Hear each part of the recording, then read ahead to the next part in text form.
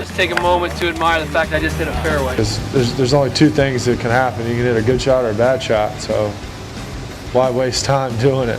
And where I would go, wherever I set course records or whatever, I would be barefooted, drunk, playing golf, making every 20-footer I looked at. Right at it. Right at it! Oh! He's done it again! This is the dumbest hole I've ever played in my life. Come on then, Shane. Knock it close. Shane Lowry is the Open champion. Hey everyone, welcome back to another episode of the Fairway Finders. We have hit a huge milestone. We are coming here at you with episode number 50. We're joined with a very special guest, Mr. Ryan French, aka the Monday Q Info on Twitter. Ryan is a storyteller from the Firebit Collective. Ryan, how are you doing today? Guys, thanks for having me on. I appreciate it. No worries. So we've been trying to pester you now for the last few months to come on. So we really appreciate you taking out the time today to come on for our massive episode, which is episode number 50. Yeah. No, thanks very much, Ryan, for taking the time out. We have a lot that we want to cover with you, and we have a lot of questions that we want to fire at you about. Obviously the Monday Q Info page on Twitter, and maybe your more recent stuff with the Fire Pit Collective as well. But maybe if we just jump back to before, the fame and fortune, Ryan, back before the Monday Q Info went very viral. So one story that I had read on you that I kind of want to get your take on is going back to your early days caddying, and I think it's something that you did with your old man. Way back in the day, you decided at one point just to I'm a golf mad type of fella. I want to give caddying a go. Can you give us a bit of background about that tradition that you had with your old man, and how the whole caddying thing actually came about?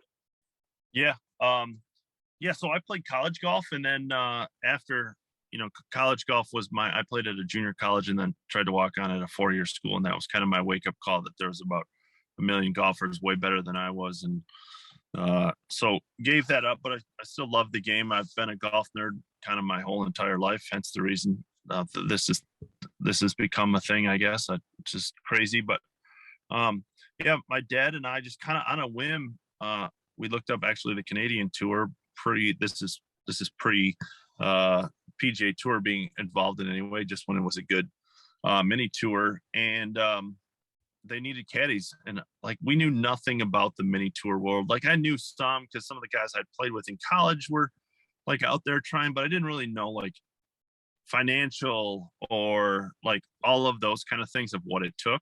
So we literally just Googled a tournament in Canada, and I got a hold of the caddy master, and the caddy master was like, "Do you know anything about golf?" And I was like, "Yeah, I played college golf." He's like, "Oh my God, we'd love for you to come." They were like desperate for caddy. You're overqualified. Yeah, I was way overqualified.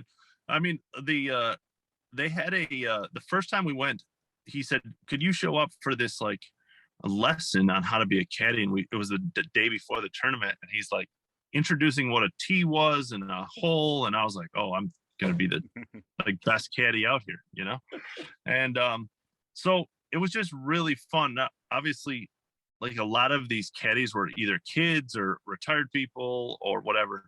And so the players quickly found out that, not that I was a professional caddy, or in by that means I'm a little bit better now, but they were just happy to have someone that knew where to stand, and not be in their way. So we just had a ton of fun. It was great to get to know the guys, and it was great insight into what their life looked like. And so we made it a tradition, and lucky enough to hook up with a Canadian kid named Ryan Yip, who's now an assistant coach at Kent State. And we won. I mean, he won. I happened to carry the bag the week that he won, and on the Canadian Tour, and that caddy bib stands. So it was kind of it became a tradition. We did like for 7 or 8 years until my dad got a little bit older and didn't want to carry bags anymore. Yeah, no, that's fair enough. And just on Ryan Yip there that you mentioned, so the 2009 Jane Rogers Championship. So you mentioned that it was at a nondescript course about an hour from Toronto, which I think is it Lakeview in Mississauga? Does that ring a bell? Yeah, Yep. Funnily enough, that's actually my local, or very local to me. It's a public course here in Mississauga, so I get it. Not nondescript. I'm kind of surprised they held a tour event there. Like it's more for hackers like myself to go around and tear up, as opposed to an actual Canadian tour event. But yeah, there you go.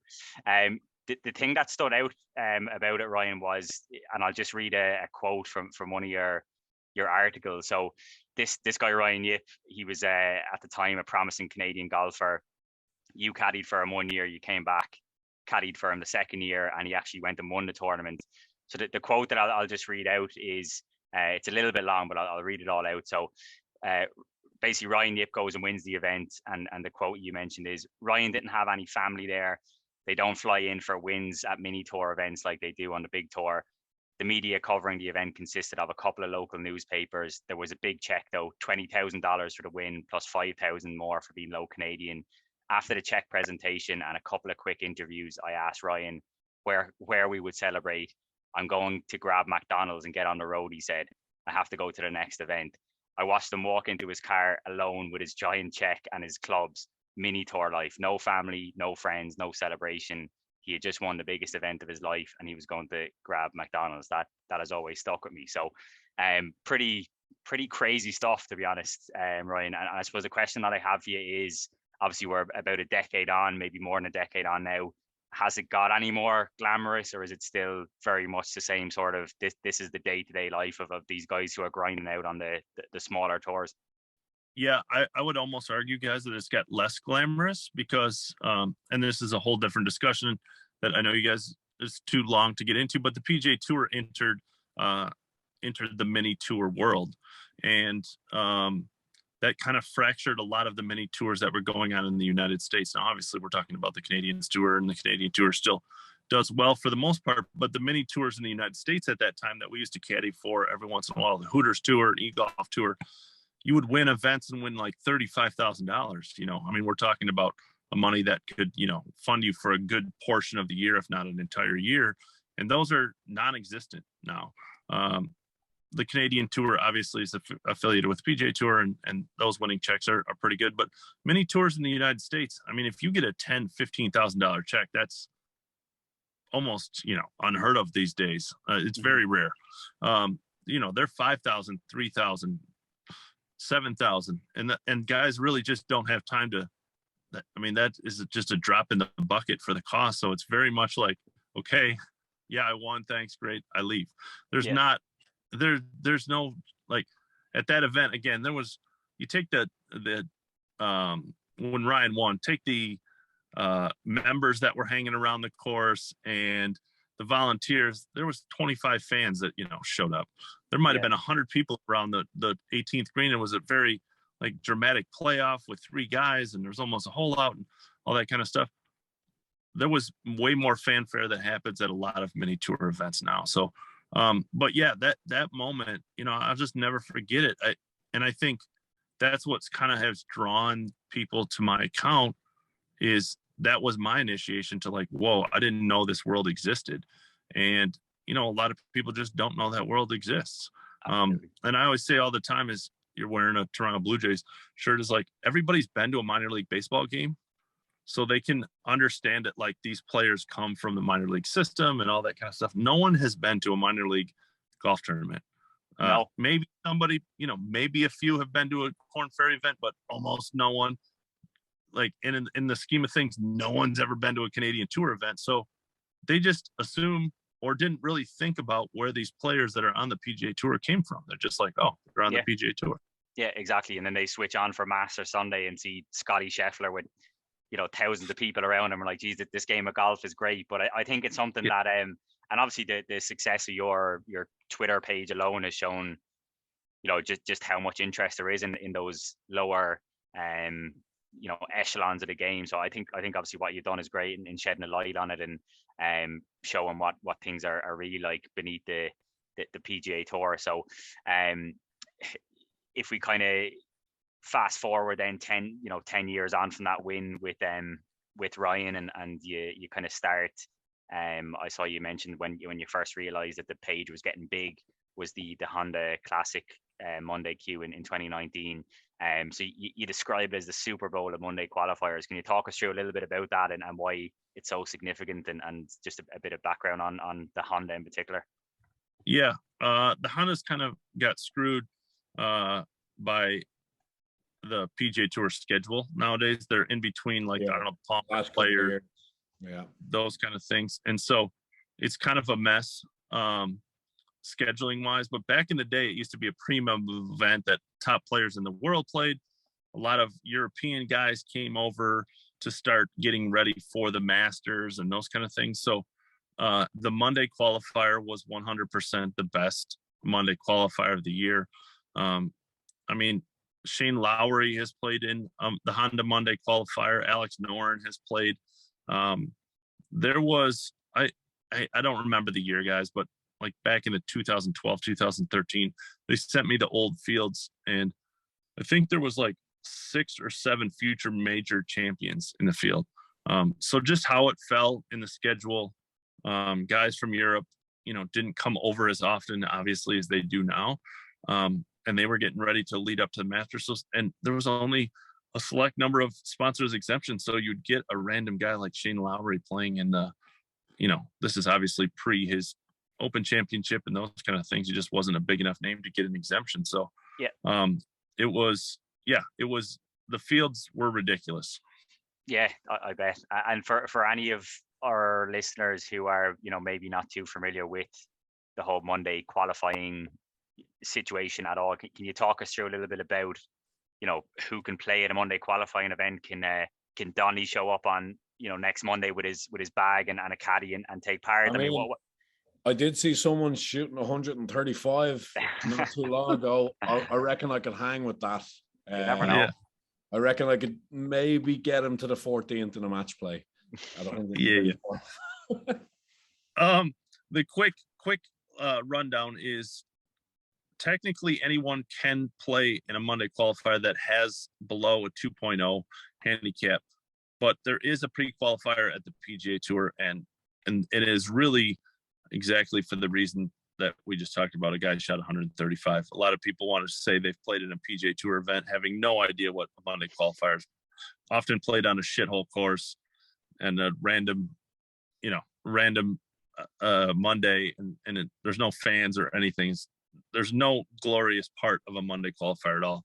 But if you get through the Monday qualifier 100%, you can play in a Monday qualifier, and there is prerequisites that you can go directly into the Monday qualifier. You don't have to do that pre-qualifier. But I used Todd Belkin.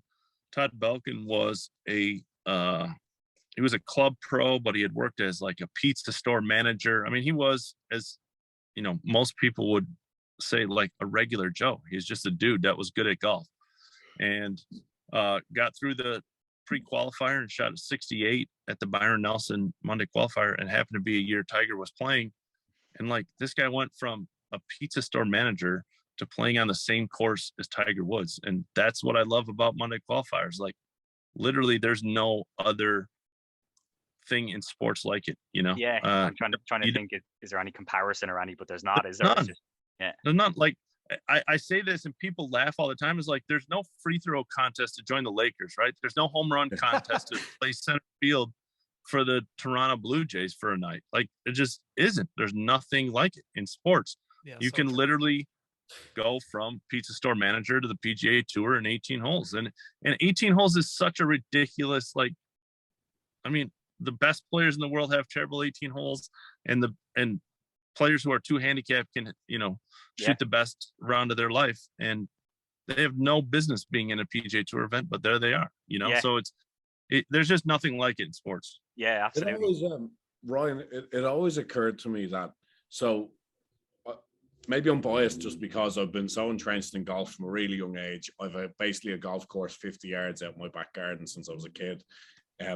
But would you watch shows like Last Chance U is a great example, and the great narratives that come out of those guys who are trying to secure an NBA contract or an NFL contract.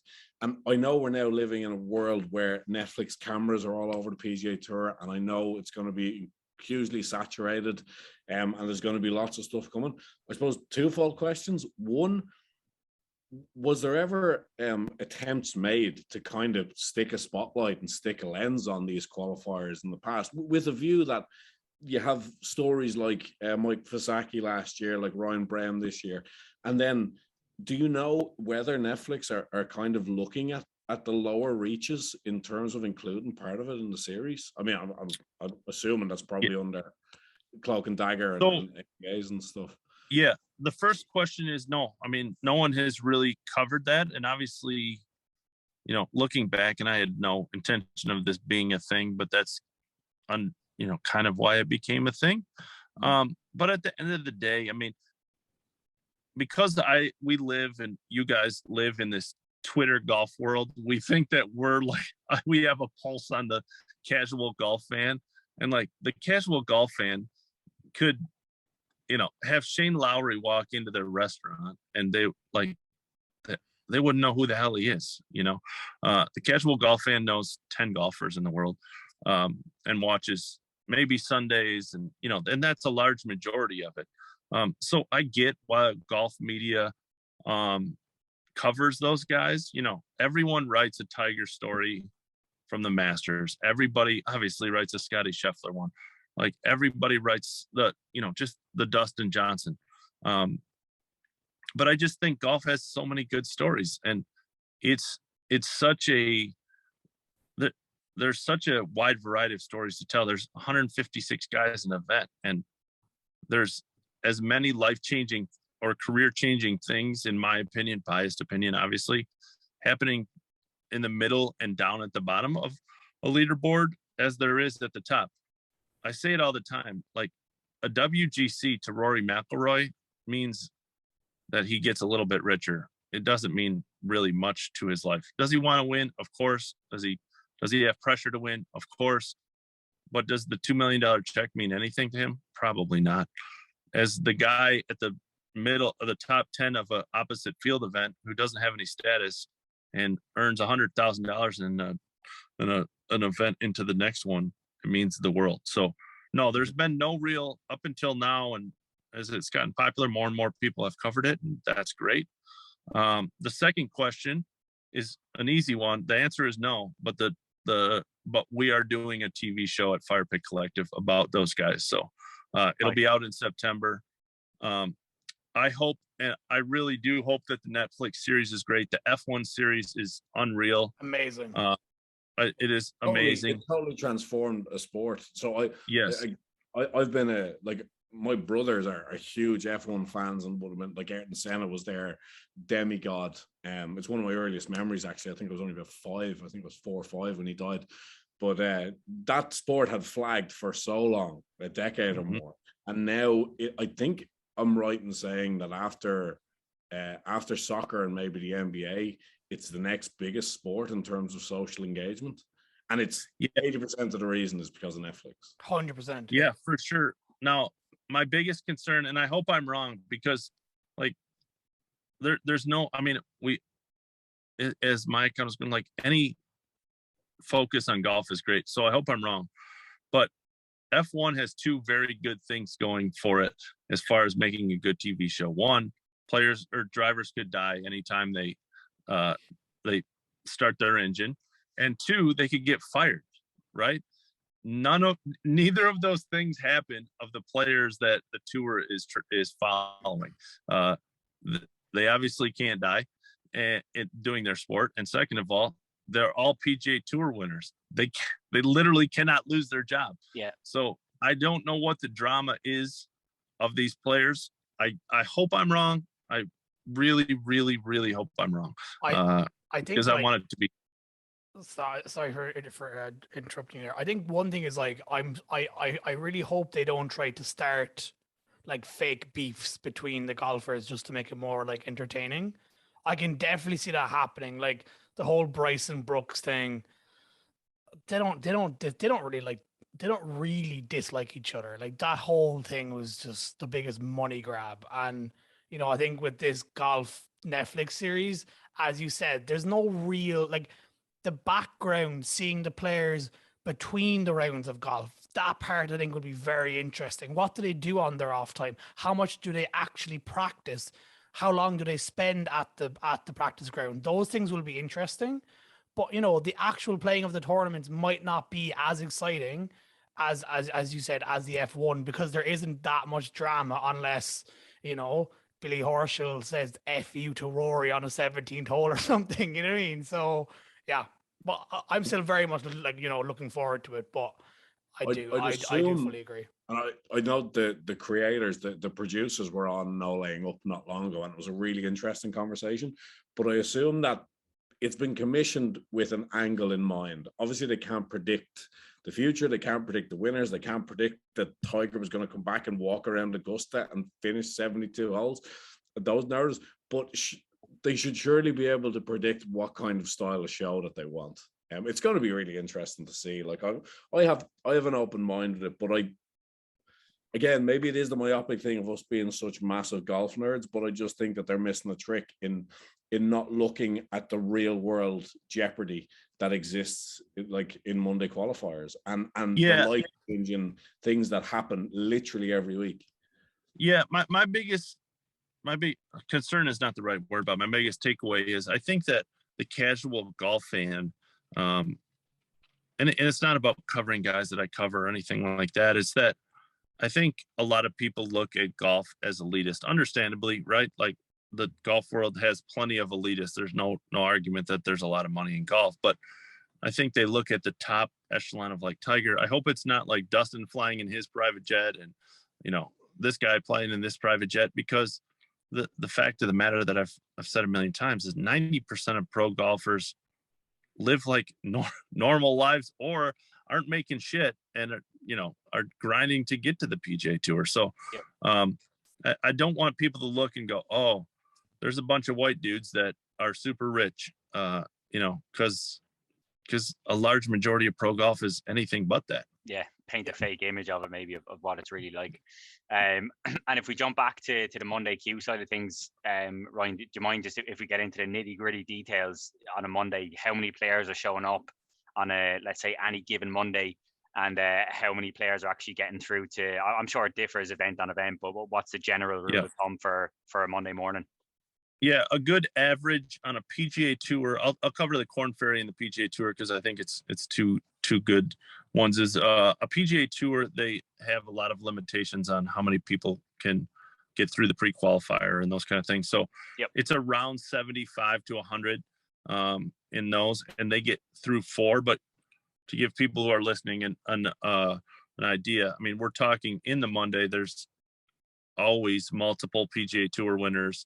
There's always, players that a lot of people have heard about are in. I mean, Aaron Baddeley is in almost every Monday qualifier. The guy's won 4 times on the PGA Tour. He was a rock star in the early mid 2000s.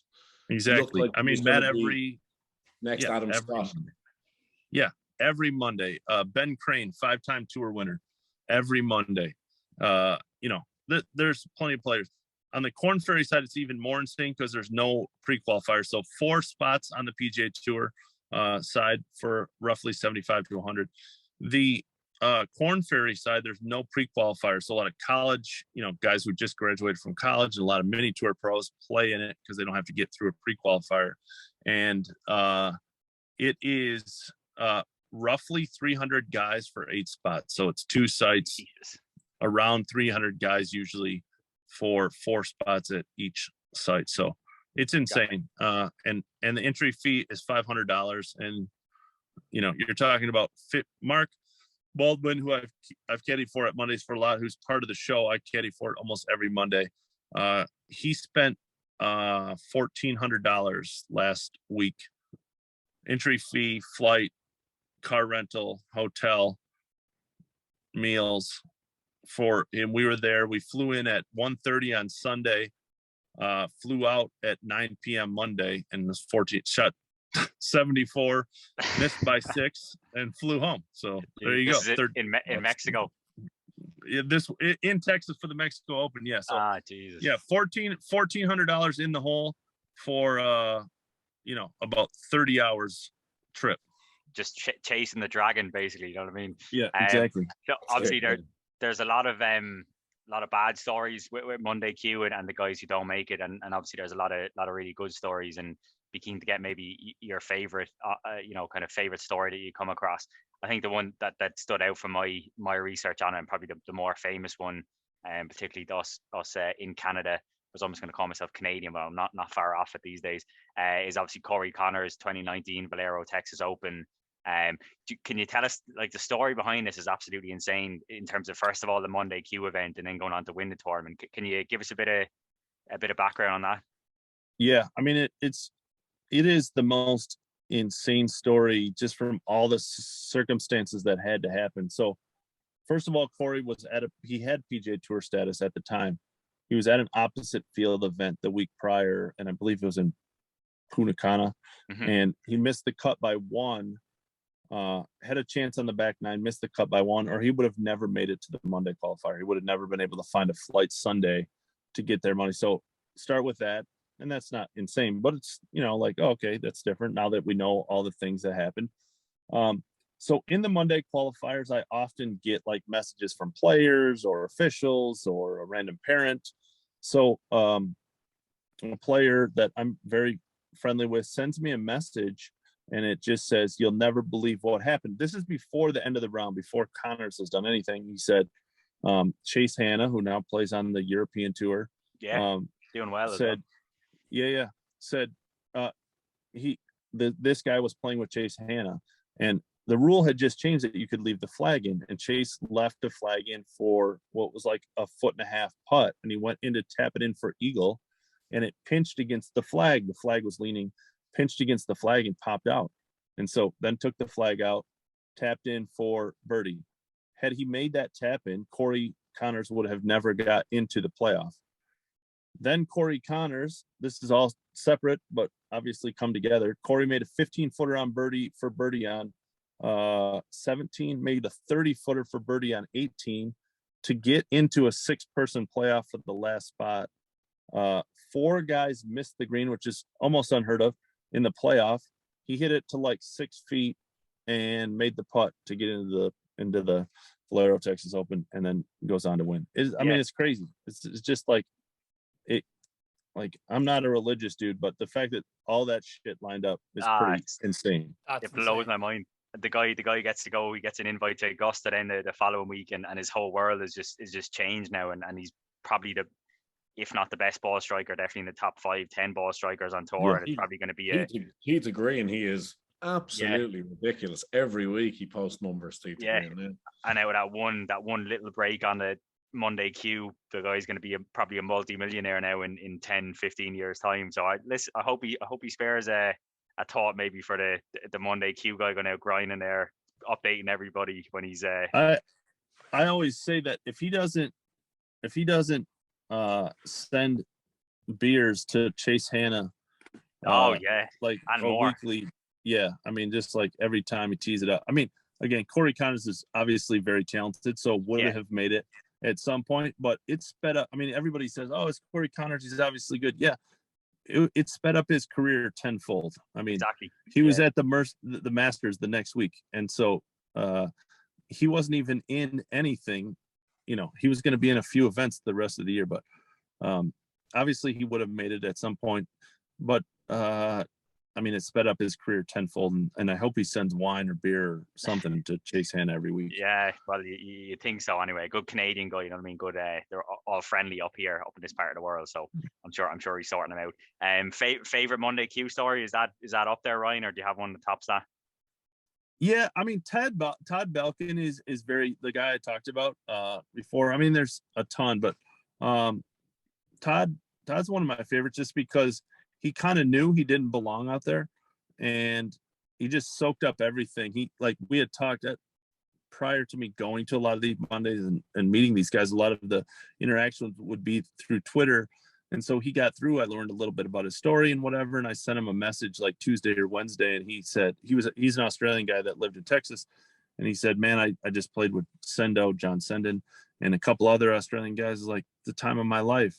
And it's just like kind of encompasses what Monday qualifiers are about. Like, did he go into that thing? I mean, of course he wanted to make the cut and those kind of things, but he just soaked up everything. And like, it's just everything I love about Monday qualifiers. No matter what happens in his life, like he's going to be able to tell his kids, or if he has kids or whatever, is like, hey, I played on the best tour in the world, the top tour in the world. It's just super crazy. Yeah, exactly. I think it's as well. It's rare enough that a Monday Q, event or situation will actually make headlines. But one I came across that I wanted to get your take on as well was one of the funnier ones I saw. The headline being golfer arrested at Monday qualifier for allegedly attacking player partner. So what I was able to surmise from it was that some guy was playing slow and lost his ball. They didn't help him, and then he just turned around and hit his playing partner. Like, do you mind giving us like were you there? Yeah. Did you see it? Like, what was No. the deal with that? How I found out about it is very funny. The guy who this is all pretty funny because as you and I are talking, the guy who told me just sent me a text. I didn't see what it said. No way. Just remind me. But like I've worked pretty hard at this thing to make it a living. For 3 years, I didn't make a dime from this. And so one Monday came, it was just a Corn Ferry Monday. And my wife said, hey, she had the word day off of work. It's like, let's do a family day. And I was like, yeah, no problem.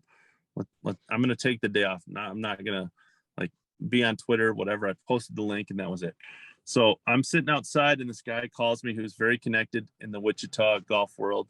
And he says, and I said, come on, dude, I want the day off. This better be good. And he said, well, there's a fight on the golf course and the police are here. And I was like, oh shit, I guess I'm not going to have the day off today. Sorry, honey. And yeah. So the guy, a gentleman hit the ball. One of the players that got beat up hit the ball like left. And the guy and his dad who started the fight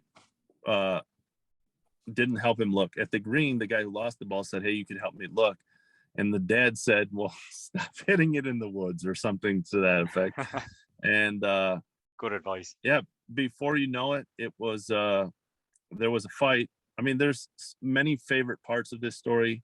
The guy who started the fight made the guy who got his butt kicked say uncle in the middle of a fight. That's a hilarious part. Like that hasn't happened since you were 8 years old. And one of my favorite parts is the third guy in the group who continued on in the Monday qualifier.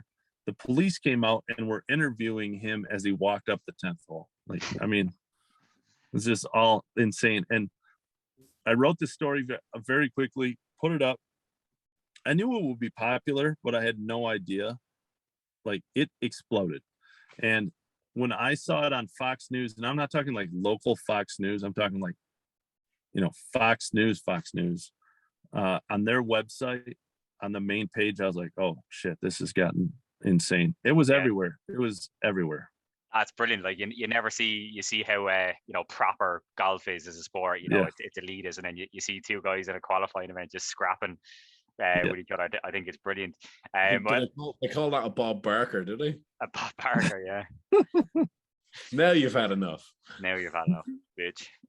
So if we jump forward, then Ryan, up to more current events and your work with the Fire Pit Collective with Matt and Matt Janella and Alan Shipnook, obviously two guys that have been in the game for a long time. Do you mind giving us our listeners a bit of an insight into that? I don't know what you call it, a project, or that exactly what it's all about and what your role is with them. Yeah, I mean it's been a crazy ride, guys. Again, never in a million years intended for this to be a thing. That was not how I started. My son had brain surgery and I was in the restaurant business. I left my job for a couple months. That was the plan. And I started this just for something to do. And somehow I'm on this podcast, and 4 years later, I've made a living from it. But Matt has been on was on Golf Channel for a long time. And most people knew him. Alan, I've read for my whole life. He, some people don't agree with everything he writes, which is totally fine. Every writer's not supposed to. You're not supposed to agree with it, but one of the best, most popular writers in golf of our time. And yeah, it was a very, very surreal moment. Matt and him started this media company called Fire Pit Collective, and yeah, they called me and pitched me on why I should join them, and I'm like, what the fuck has happened in the last 3 years? Like, Yeah. two guys that I've like watched and read my whole life are pitching me why I should come. Like, they're giving me the sales job, and I'm like, what has happened? Like, how is this possible?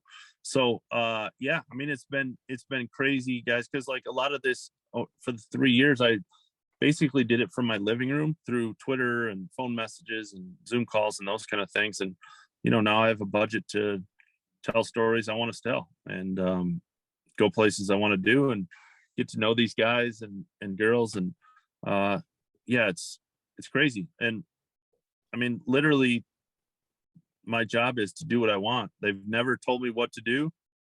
They just want me to have good stories. So they've never said no to me. They've never said, oh, that's a stupid story. They just said, I mean, Matt is like, Ryan, we didn't hire you to be a great writer. For those that have followed me or haven't followed me, my grammar is terrible on Twitter. I make spelling mistakes all the time. People make fun of it. I make fun of it. But I think I'm an okay storyteller, and they're like, we hired you for your instincts, not for everything. We have people that can help you edit and those kind of things. And yep. And so they trust my absolutely instincts. I tell the stories I want to tell. Yep. Yeah. Sorry, Ryan. You do. No, that's okay.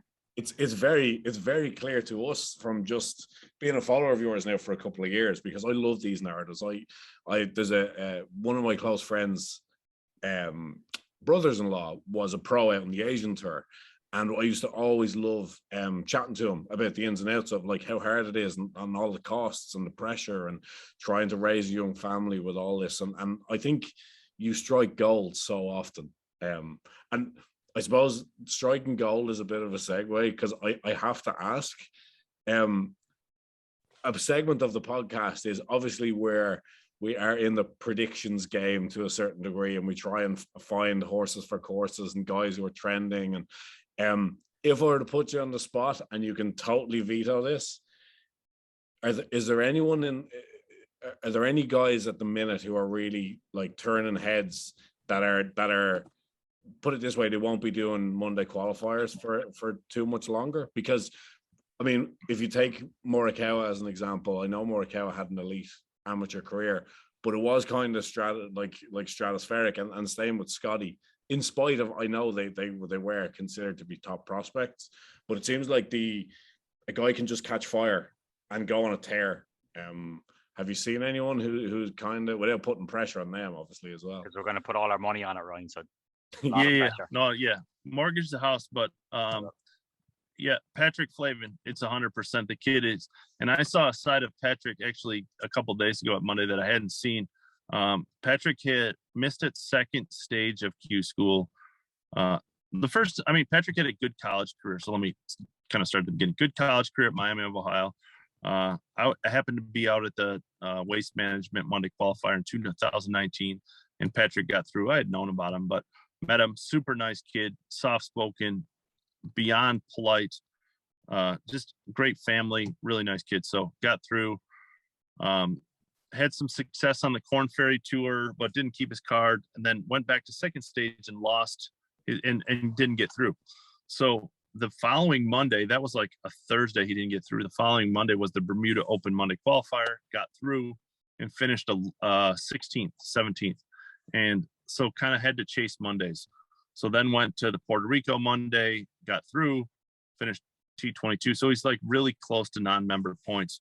So last Monday, Patrick's there. He's always in contention. He shot 6 under on a very difficult golf course on the front nine. And we were like, this is insane. Mark and I advocated for Mark, and we thought 2 or 3 under would get through. It ended up being 4 as the playoff, but it was a very difficult golf course. 6 under on any 9. 6 under total was not really in what we were thinking at all.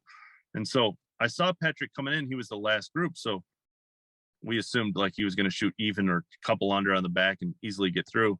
And I could tell, you can tell the body language. The more you're at Mondays, you can kind of tell as players are walking towards you that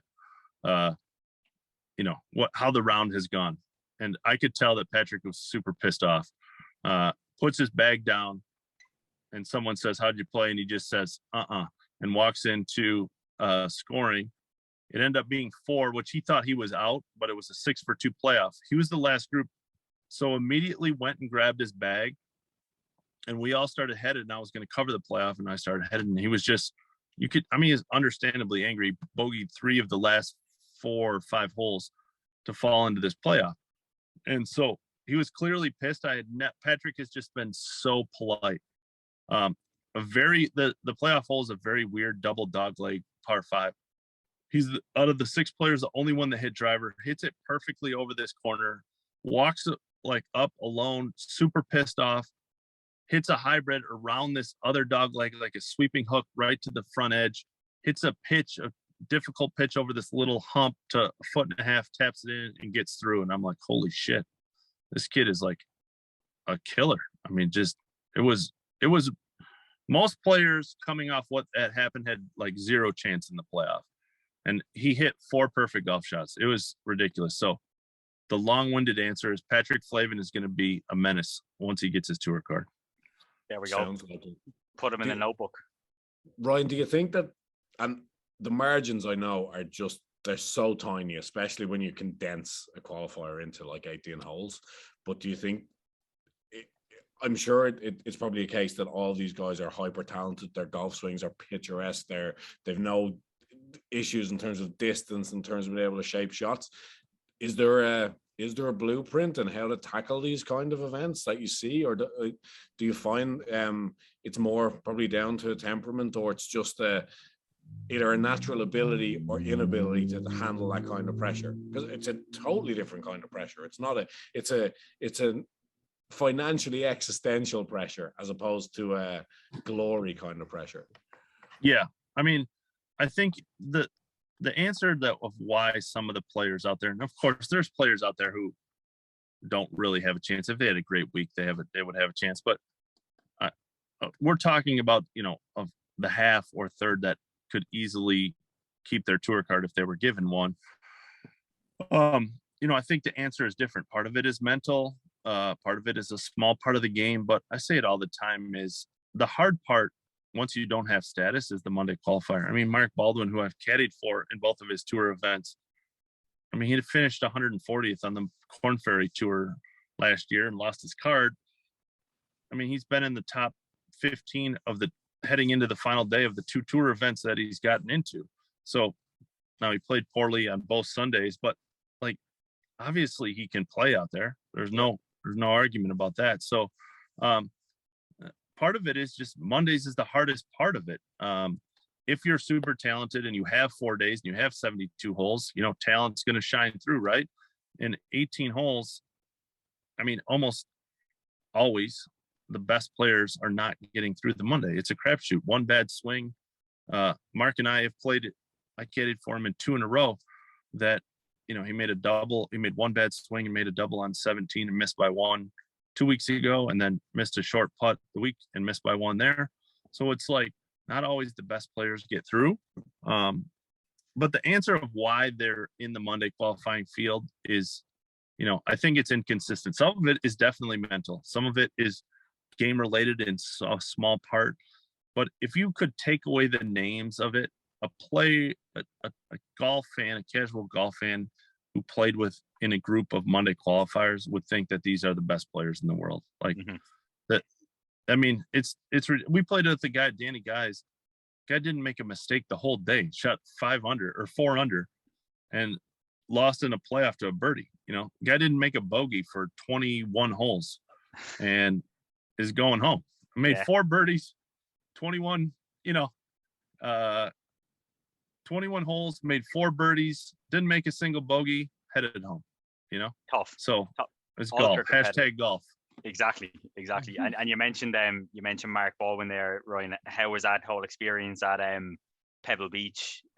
First of all, is it as good as I've never been there, never played it? I hope you got to play it, Ryan. Did you during that week or no?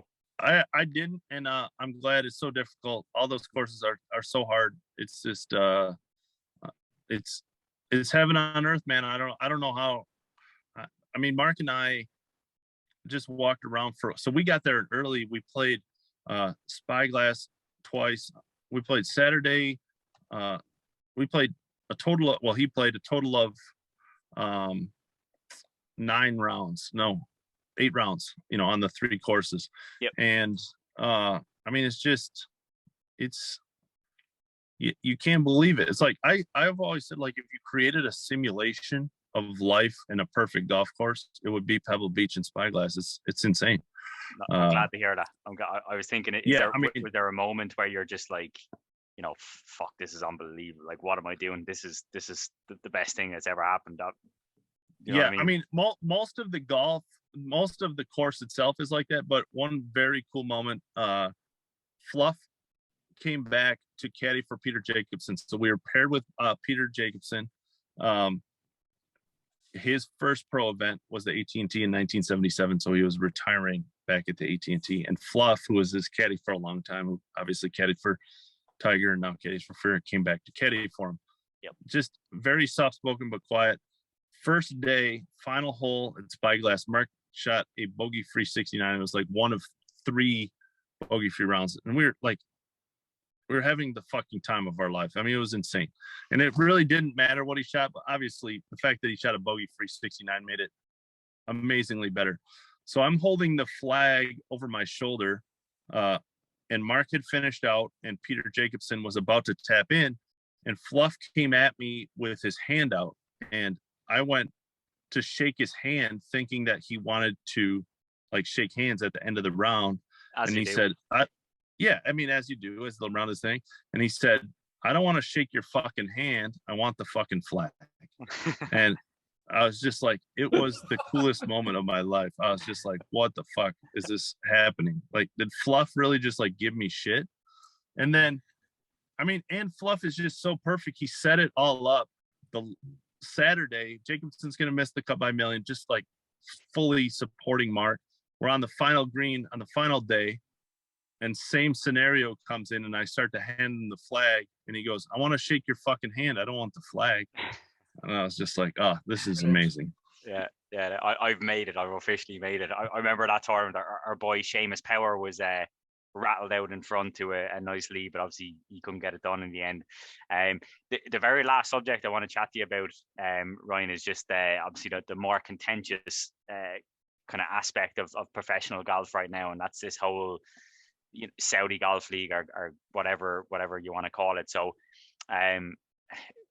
look, my own views, whatever they're worth, I do find it hard. There's these multi-million-dollar players who are going to go and make a few more multi-of-million-dollars by going playing in this Saudi Golf League. But I think if you're a guy like the guys that you're dealing with on the day-to-day are being offered these outrageous sums, these guys who are breaking even by playing a season on, whether it's the Corn Ferry or going through qualifiers, like, is there a lot of talk about it, Ryan, on these tours? I mean, is Greg Norman getting on the phone? I don't know how much you can talk about it, but is there kind of Greg Norman calling some of these hot shots that are on these maybe sub tours and saying, look, come play with us, you're guaranteed to make a cut, you'll make $500,000, $1 million just for showing up? Is it possible to get some insight into the Saudi Golf League on let's say the Monday Key World? Yeah, I mean, a lot of guys, the discussion is always if Greg called, the moral dilemma. And I mean, it's also, it's so different than the top guys, because I use Mark in a lot of these stories, but I know him, on a personal level, we're very good friends. I mean, Mark lives in a very small 2-bedroom apartment in Arizona. He has one car that him and his wife share. They don't have anything. They don't have much, right? I mean, Mark lived with his in-laws for a long time, and then just finally moved into this apartment. And when I was out there visiting him, when he moved into the apartment, I mean, he was buying bookshelves off of Craigslist. We're talking about a guy who doesn't have a lot of money, Yep. And he obviously doesn't agree with it politically, but he's like, what am I going to do if they called me? Yep. They're not calling him. They don't want Mark Baldwin, but I'm just saying, like, that's a lot of the conversations is like, it would be impossible to turn down. I think the Saudi Golf League, if all the top players go, and I don't think they are, but eventually some of them will go, it's just boring to me. Like, I don't want to watch 48 millionaires play for more millions, but I also understand I'm in the very small. But as far as players, I have relationships with a few of the top, like, not the top 20 guys, but the guys between 20 and 100. Yep. And I asked a few like what their thoughts were, and one reply was, it's just an awful lot of money. Yeah. And mind-boggling and- amounts of money. And at some point, someone's going to say yes. I'm not saying it's that player that said yes, but like, it's impossible to not think about it. Like, It is, yeah. the 50th best, especially with the top players saying they're not going this year, it even makes it more like the 50th best player is going to be the best player on the Saudi Golf League Tour. Yeah. And he needs to win one event to make more than he would on the PGA Tour. Absolutely. After I don't- grinding for a whole season. I would love to sit here and say like, oh, that guy shouldn't go. Yeah. He should probably go. It's easy to say from our position, and I think Robert Garrigus, who came out, obviously the guy that has requested from the PGA Tour to get permission. Like, if Robert Garrigus is strolling around with a $3 million check in his pocket, I know for a fact there's going to be, and I think this is Greg Norman's plan. From listening to him on Subpar with Colton Oast and Drew Stolz, he was kind of explaining what his logic is. So a guy like Robert Garrigus comes over, cashes $3 million, and then all of a sudden number 50 or number 25 in the world is saying, fuck it, I can crush Robert Garrigus, no problem. So I'm going to come and take part. So it's going to be interesting to see how it all unfolds. But like, how do you think it's going to go, Ryan, if I can ask you that? Like, is it going to be like that, people follow suit and say fuck this, or is it going to be very much keep your cards close to your chest? I think the key is, if and if it's Garrigus, so be it, but someone's going to have to file the lawsuit against the tour in order to get that ban that they say is going to happen. If that gets blocked, it's going to be floodgates and everybody's going to play in a bunch. I mean, it's just somebody had to be the guinea pig. Yeah. And everybody can make fun of Robert Garrigus, like the fact that it's Robert Garrigus or whatever. If Robert Garrigus goes and wins the lawsuit, they will not say it publicly, but there's going to be 1,000 players that go pat him on the back and buy him a beer, because he's going to open the floodgates. Because first it was they had to play in all the events. Now Greg's saying they don't. What top player in the world is not going to play in select events playing for $4 million? It's not going to happen. Yeah, and I'm sure and Garrigus once will have. a few guys go, the political stuff is going to blow over. They're not going to be mad at everybody, and if they are, oh well. And again, I don't agree with it politically. It's very easy for me to say they should all turn it down. If Greg Norman walked up to my house today and said, "Hey Ryan, we're going to have Monday qualifiers, and here's $2 million. You're going to come cover them." See you later. Yeah. How high do I jump, Greg? How high? Yeah, no, I get you. It's such a difficult one, and it's easy for us to sit here and criticize and stuff like that from the outside. I think so. For context, Ryan, I'm probably the guy on the pod who's the most outspoken about the whole Saudi thing, and self-proclaimed, I do bang the drum, and I do reference Jamal Khashoggi, and I reference a lot, and because it's all valid. The context of being a Robert Garrigus as opposed to being John Rahm or Colin Morikawa or Justin Thomas, that is huge. That makes an enormous difference. And to the point where I like to think I would do the right thing. I also like to think I would be looking after my family first and foremost. So, yeah, I do agree with you. I think Greg Norman and the rest of, I won't say cronies is a maybe a bit of an unfair word. It's not. No, I mean, not like it's not playing at a all. long game. Nah. Yeah, I mean, this Cronies, whole thing fuck is 'em. shady. Fucking I have zero like. I mean, there's no debate about how dirty Saudi Arabia is and what they mean on a world scale. Like, just no defense of it. The top players in the world should turn them down, and because they can make still tens of millions. I mean, Rory says the best. How many houses do I need? Mark Baldwin, if you're gonna go, Mark Baldwin, if he could, last place is gonna be 150,000. I've heard, like $150,000 changes Mark Baldwin's life. Yeah, it's a year salary for a exactly. high level kind of executive or whatever. You know what I mean? It's exactly serious money we're talking. Yeah, I mean, I will, as long as no one offers me a huge check, I'm going to sit here and tell you shouldn't go. But I also am very realistic that I live in a 1,500 square foot house. Yeah, a $2 million check. It's going to be. I have a lot of morals. I always say this about Tiger. I hope this is not too deep for too dirty for the thing, but like everyone's like, oh, Tiger had 19 girlfriends. Yeah, it's easy for me to say I wouldn't, do anything. Girls weren't slipping numbers into my, thing or leaving notes in my locker. Yeah. Right, I'll back you up here. Like, Tiger can do whatever the fuck he wants. He's Tiger. Exactly. Whereas I'm concerned, but like in terms of that kind of bit of a shitty guy. Well, I mean, he hasn't committed any sort of crime. He's a bit of a dog. Right. Go for it. You're Tiger Woods. Yeah. Listen, Ryan, I hope the missus isn't going to be listening to this now. Otherwise, you might get it's all right. She will. She understands. Yeah. I mean, like, if Brad Pitt comes and offers Mrs. Monday Q a night in the thing, she should take it. Facts, 100%. Look, I do think though, just I guess my opinion on the Saudi thing, I do think you're right. I think it's going to be the lesser players, the players that don't make the millions on tour, go over. And as Steve said, I think it's going to be someone who's in, like around maybe the 25 to 35 in like the world, and they go, hold on, a guy who's 70th in the world just made more last weekend than I did in the entirety of last year. Fuck that. I want a cut of that cake. But look, personally, my own opinion on it is I think any golfer who's in the top 20 or who's made apps like mills in the bank, like there's talks of Westwood. Honestly, my own opinion is fuck them if they're going over to this. They have enough money. That's just utter greed. Look, at the end of the day, Greg Norman knows for well that humans, unfortunately, are insanely intrinsically driven by money. And it is what it is. And as Rory said, how many houses are enough houses? For most people, there isn't enough. There is no number. There is no limit. And, it is unfortunate.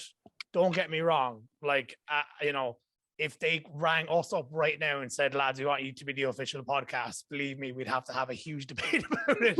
But See you there, Greg. I'm on the way. At the end of the day, it is unfortunately just, he knows well that humans are just into that greed, and it is what it is, But yeah, I agree. I'd have spyware all over me. I'd go in like fucking MI6 and plug in every bathroom in the place. Yeah, Ryan, we like to finish, just to wrap it up, conscious of your time, we like to finish with a few quick fire questions.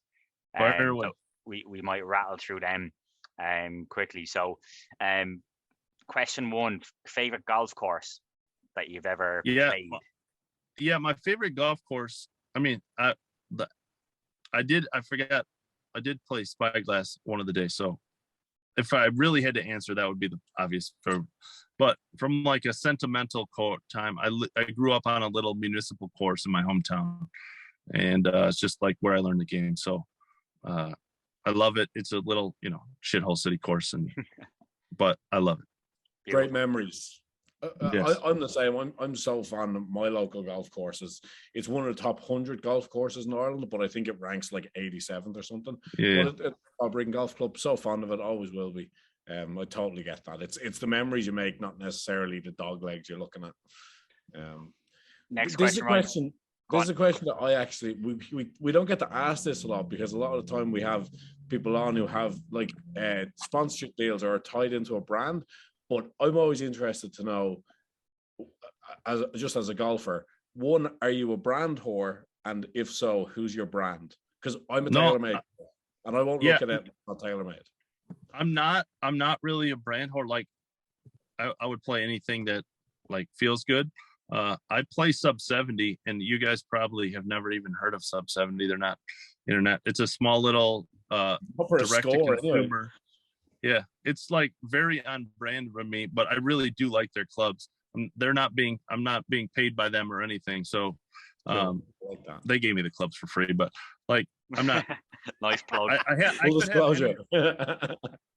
I could have other sets of free clubs, and I mean they're just a really good club, very small, direct to consumer, and yeah, I love them. So, but I'm not a brand whore at all. Like everyone's like, oh, you know, what kind of golf ball you use? Like, I don't know, dude. Whoever ships it to me, Yeah, you know, for free nowadays. And so, yeah, exactly. Ryan, best player you've ever seen on the Monday Q circuit? Yeah, personally, like played with, geez, that's a tough. Yeah, I mean Patrick Flavin. I mean the guy's he's really good. I mean right now, that's 2 mentions now, Ryan. Jeez, the guy must be a superstar.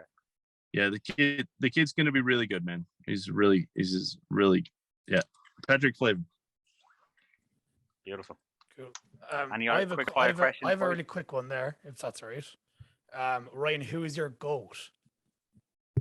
Oh, I mean, the GOAT is Tiger for sure. I mean, the GOAT on brand GOAT is Corey Connors. I mean, the count was kind of growing, and then Corey won. And I just remember the tweet. I remember like that week just gaining so many followers. And I just remember tweeting, and it was like one of the most popular tweets I had at the time. It was like, I just said, turns out a Monday qualifier winning on the PGA Tour is good for a Monday qualifying account. So there you go. Yeah. The dream. So really. Corey Connors is the on-brand answer. Love it. And I'm not going to ask you, Ryan, the dream 4-ball. I'm going to, the standard, who would you like to play? I'm going to ask you, who be yourself and 3 others get to go sit in the bar stool for the night? Who are you taking along with you? And any sort of golf related. And don't say Alan Shipnook and Matt Chad, just to keep the bosses happy. Fuck those guys. They can. I'm not taking them. They go to they like are always at highfalutin fancy places. I'm not like that's. You know what I mean? Like that's not me. The answer is always, and I didn't appreciate it at the time when I was younger. Is my grandpa, my brother, my dad, and I used to play golf together all the time, and I was just a young punk, a kid like 12 years old, 10 years old, and I was just annoyed that I had to play with them. And if we could go back in time and be 21, and we always used to go to a restaurant after and sit there, and I was just annoyed and embarrassed that I was with my grandpa and my dad and my brother more than anything. So if I could rewind time, I would have a drink with my dad and my brother and my grandpa. Beautiful. Nice. Beautifully put. And last question for myself, Ryan, what's the, again, not to use a standard job interview question, what's the plan, the 5-year plan? Is it, have you got any lofty ambitions? Are you looking for, where does Monday Q Info and Ryan French go from here? Yeah, it's a tough question. I mean, we're making a TV show about these guys. I think just keep telling more deeper stories than, each year. I think the good thing about what I'm doing is, although the mainstream golf media is telling more of these stories now, no one will, I don't think, at least now, will dedicate themselves to telling these full time. So there's endless stories out there. Yeah. Maybe there's a time that these stories get stale and old, and I understand that, but I think there's so many stories out there that yet to be told that I don't think we've touched the surface on the stories that are out there. Yeah, 100%. And look, if Monday Q Info gets stale, maybe Saudi Q Info might be a new maybe sub-page. we'll see how it is. See what Greg's up to. Exactly. Yeah. We'll see how it all plays Justin Rose missed the 4-footer, which meant he couldn't buy the Maldives. Broken. He had to accept a $2 million check for second. Yeah. And just lastly, Ryan, where can our listeners find your stuff? Where can I check you out? Yeah, Fire Pit Collective has everybody from our site on there, Alan and Matt's. They're probably writing about some fancy stuff, but you can find mine there. And then Monday Q Info on Twitter. Just search that, because I have the worst Twitter handle in all of golf, and I won't even tell you what it is. So just search Monday Q Info. Nice one. Well, look, Ryan, I know we've gone way over time. I think it was 30 minutes. We said we'd keep you initially, but appreciate it. Been a pleasure chatting to you, and good luck with the rest of the season. Thanks for having me on, guys. I appreciate it. Thanks, Ryan. Thanks, Ryan. Absolute pleasure.